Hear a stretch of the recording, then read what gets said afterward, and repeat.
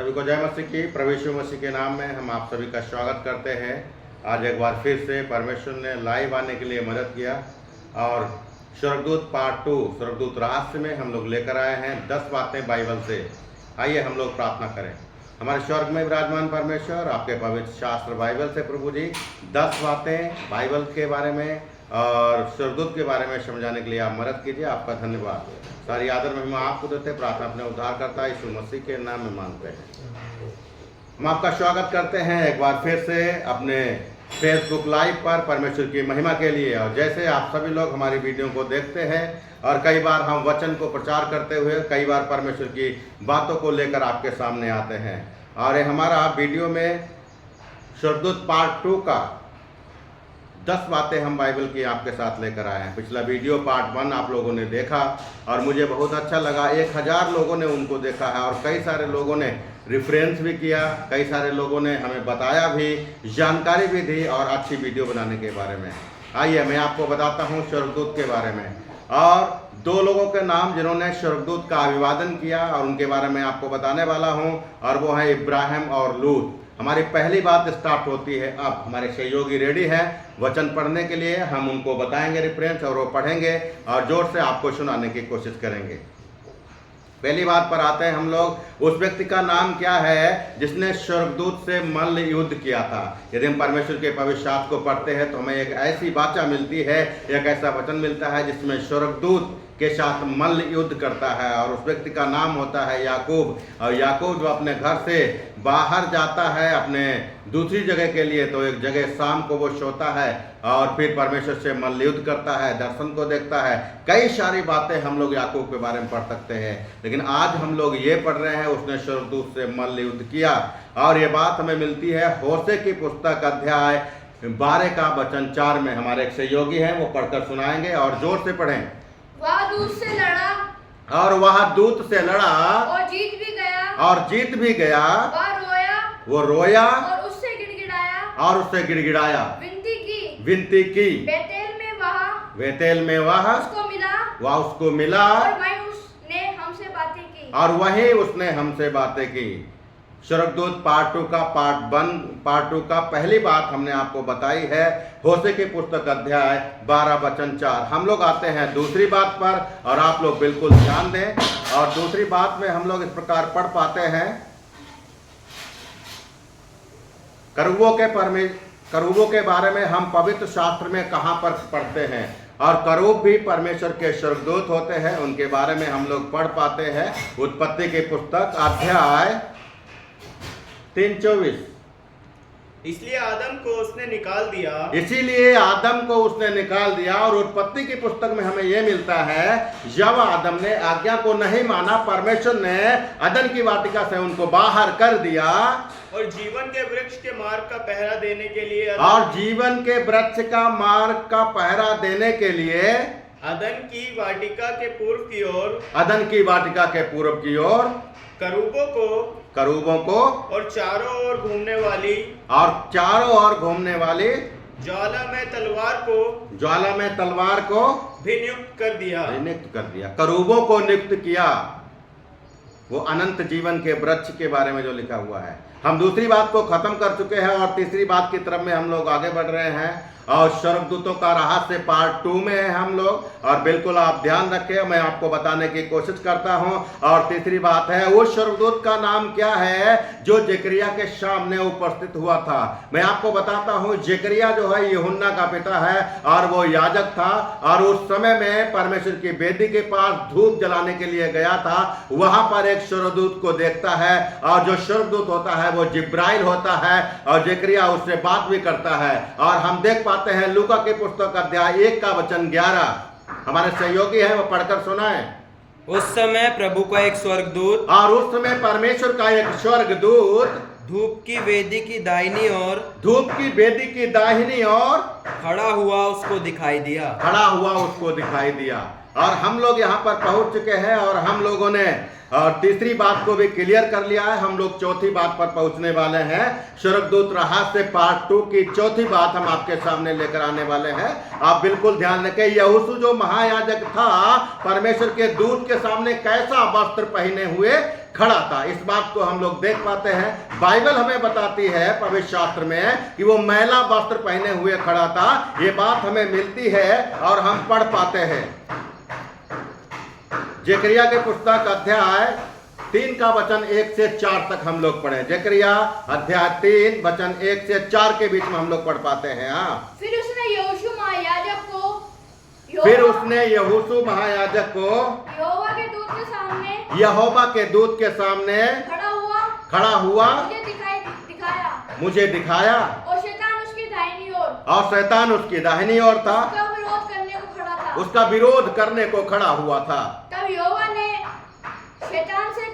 तब यहोवा ने शैतान से कहा, हे शैतान, यहोवा तुझको घुड़के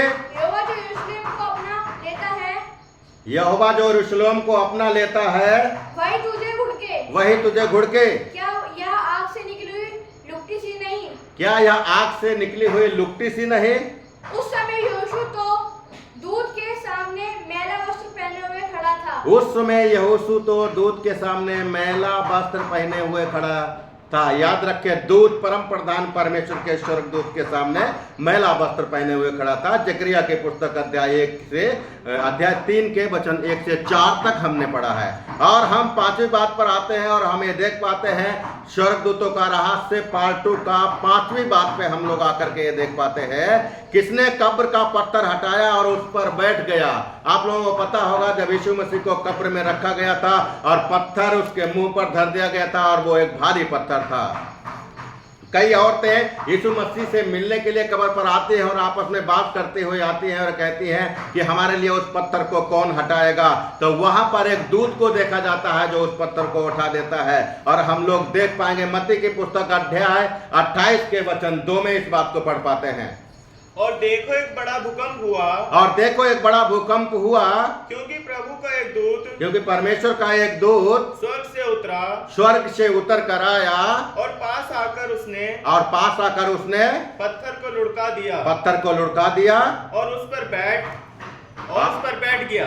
पर बैठ गया। यहाँ पर हम एक दूत को देख पाते हैं जो स्वर्गदूत रहस्य पार्ट 2 में हम लोग हैं। और हम छठी बात पर आते हैं। छठी बात हम लोगों ने बोल दी है और हम 7वीं बात पर आते हैं। आप बिल्कुल ध्यान रखें और हमें हमेशा प्रोत्साहन देते रहें कमेंट के द्वारा, लाइक के द्वारा, शेयर के द्वारा और अपने जान पहचान वालों को ऐसे रहस्य भरी बातों स्वर्गदूत पार्ट 2 का आप शेयर भी करते रहें। हम लोग देख पाते हैं और छठी बात के बारे में, किसको यहोवा के दूत ने मारा और वह कीड़े पड़कर मर गया। एक भयानक और एक अद्भुत रीति की बात है। हम लोग यहाँ पर ये देख पा रहे हैं किसको यहोवा के दूत ने मारा और वह कीड़े पड़कर मर गया। हेरोदेस एक राजा होने के नाते परमेश्वर के सामने वाद विवाद करने को खड़ा हुआ, लोगों के सामने खड़ा हुआ। परमेश्वर के दूत ने उसको मारा और वो कीड़े पड़कर मर गया। हम ये बात पढ़ पाते हैं प्रेरितों के काम अध्याय 12 वचन 23 में और हमारे सहयोगी हैं वो पढ़कर सुनाए। प्रेरितों के काम अध्याय 12 वचन 23 से पढ़ेंगे हम लोग। हाँ, उसी क्षण प्रभु के एक स्वर्गदूत ने तुरंत उसे मारा और उसी क्षण परमेश्वर के एक दूत ने उसे मारा क्योंकि उसने परमेश्वर की महिमा नहीं की और वह कीड़े पड़ के मर गया। मैं आपको बताने वाला हूं, आपको समझाने की कोशिश करता हूं। हमारे जितने भी स्वर्गदूतों के बारे में हम बता रहे हैं सब बाइबल से रेफरेंस के द्वारा बता रहे हैं। और मुझे हिम्मत और मिलती है जब आप लोग हमें कमेंट करके बताते हैं और कमेंट करके हमें सलाह मशवरा देते हैं। प्लीज आप सभी लोग कमेंट कीजिए ताकि हम और भी अच्छी रहस्य की बातें आपको बताने पाए। हम आते हैं 7वीं बात पर और 7वीं बात पर हम इस बात को देख पाते हैं स्वर्गदूत रहस्य पार्ट 2 का 7वीं बात में आते हैं। किसका चेहरा स्वर्गदूतों के समान दिखाई दिया। और बाइबल हमें बताती है स्वर्गदूतों के समान स्तिफनुस का चेहरा दिखाई दिया। और ये बात हमें मिलती है प्रेरितों का काम अध्याय 6 का वचन 15 में। तब सब लोगों ने जो सभा में बैठे हुए थे उस पर दृष्टि गड़ाई तो उसका मुख स्वर्गदूत का सा देखा। यहाँ पर स्तिफनुस जब परमेश्वर के राज्य की बातें पूरी सभा के सामने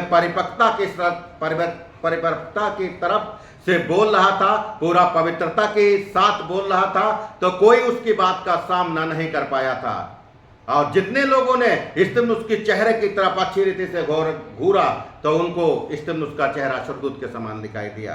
और हमने 7वीं बात भी खत्म कर दी है और हम आते हैं 8वीं बात पर। और 8वीं बात पर मैं आपको बताने वाला हूं, आप ध्यान दें, स्वर्गदूतों का भोजन या स्वर्ग का भोजन क्या है, हम आपको बताने की कोशिश करते हैं। और इस मामले में हमें पवित्र शास्त्र बताती है, भजन संहिता की पुस्तक अध्याय 68 का वचन 25, भजन संहिता की पुस्तक अध्याय 68 वचन 25, 78 या 68? 78, 78 हाँ 78 का 25।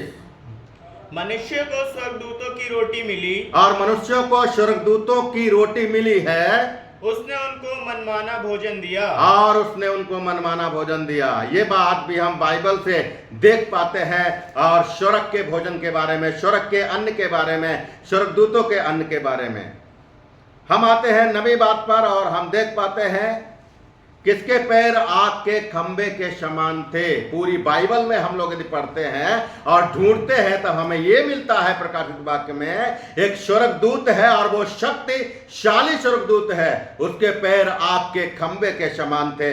और हम लोग पढ़ पाते हैं प्रकाशित वाक्य की पुस्तक अध्याय 10 का वचन 1। फिर मैंने एक और बलि स्वर्गदूत को बादल ओढ़े हुए स्वर्ग से उतरते देखा। मैं आपको बताने वाला हूं, यूहन्ना जो तीसरी आसमान तक उठा लिया गया वो इन बातों को देखता है। और प्रकाशित वाक्य अध्याय 10 के वचन में ये किस प्रकार से बयान करता है, पढ़े भाई। फिर मैंने एक और बलि स्वर्गदूत को, एक और बलि यानी कि बलवान स्वर्गदूत को, शक्तिशाली स्वर्गदूत को देखा, बादल ओढ़े हुए, वो बादल को ओढ़े हुए था, स्वर्ग से उतरते देखा। स्वर्ग से उतर रहा था, उसके सिर पर मेघ धनुष था, और उसके सिर पर मेघ धनुष था, और उसका मुंह सूर्य का सा, और उसके पांव आग के खंबे के से थे। आग के खंबे कैसे थे। हम लोग स्वर्गदूत पार्ट 2 में आ चुके हैं और बात हम लोग नबी भी पूरी कर चुके हैं। हम लोग थोड़ा सा और आगे बढ़ेंगे, समय हमारे पास थोड़ा है। और हम लोग 10वीं बात की तरफ में आते हैं और हम 10वीं बात से आपको बाइबल से बताने की कोशिश करते हैं। स्वर्गदूत पार्ट 2 में 10वीं बात में किसके पैर आग के खंबे के समान थे हमने पढ़ लिया है। वो प्रकाशित वाक्य अध्याय 10 के वचन 1 में मिलता है। और हम लोग पढ़ पाते हैं परमेश्वर के सामने कौन खड़ा रहता है।